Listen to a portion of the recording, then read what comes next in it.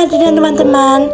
Di video kali ini saya akan membahas tentang laporan hasil percobaan hukum kekekalan massa pada reaksi soda kue dalam sistem tertutup, botol, dan balon. Simak video ini baik-baik ya. Sekarang saya akan menyebutkan alat dan bahan yang kalian perlukan untuk melaksanakan praktek ini. Yang pertama yaitu adalah timbangan digital. Gunanya untuk mengukur massa balon, botol, dan total massa sistem sebelum dan sesudah reaksi supaya bisa dibandingkan. Yang kedua adalah botol plastik 2 buah. Gunanya sebagai wadah reaksi antara larutan di dalam botol dengan soda kue dari balon. Botol juga berfungsi sebagai sistem tertutup saat balon sudah dipasang. Yang ketiga adalah balon karet 2 buah. Gunanya sebagai tempat soda kue sebelum reaksi terjadi dan sebagai penampung gas kecil hasil reaksi CO2 supaya gas tidak keluar. Lalu kalian juga memerlukan soda kue.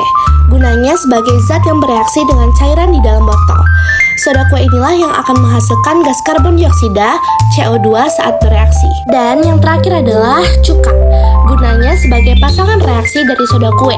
Cairan ini akan bereaksi dengan soda kue sehingga terjadi reaksi kimia dan menghasilkan gas. Sekarang saya akan menjelaskan cara kerja dari praktikum ini. Yang pertama, siapkan botol kosong dan balon yang masih kempis.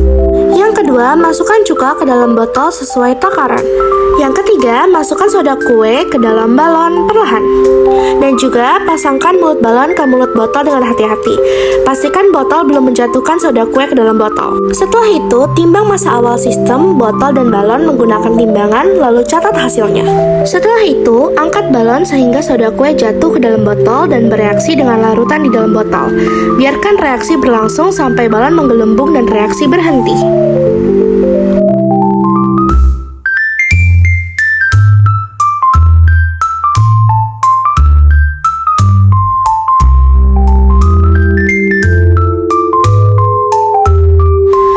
Terakhir, timbang kembali botol dan balon yang masih terpasang dalam keadaan tertutup, lalu catat sebagai massa akhir. Bandingkan massa sebelum reaksi dan massa sesudah reaksi untuk membuktikan bahwa massa total tetap.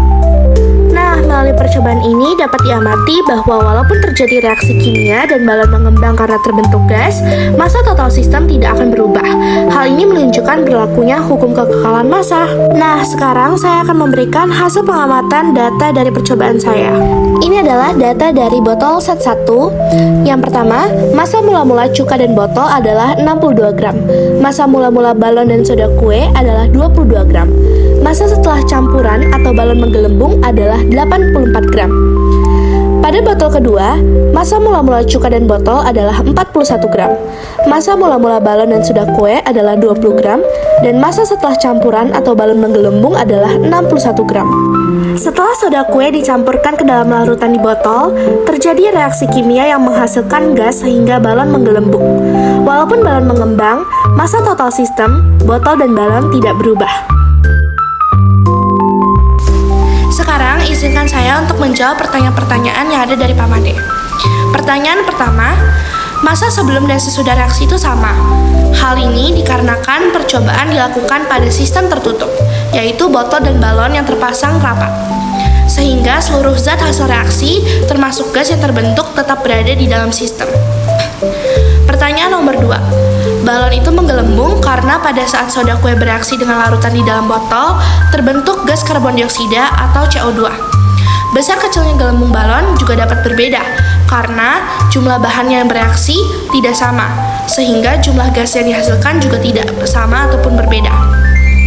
Pertanyaan nomor 3, pada percobaan ini, massa total sebelum reaksi itu sama dengan massa total setelah reaksi. Hal ini membuktikan bahwa hukum kekekalan massa berlaku juga pada reaksi kimia dalam sistem yang tertutup. Sekian dari saya, terima kasih sudah menyimak video ini.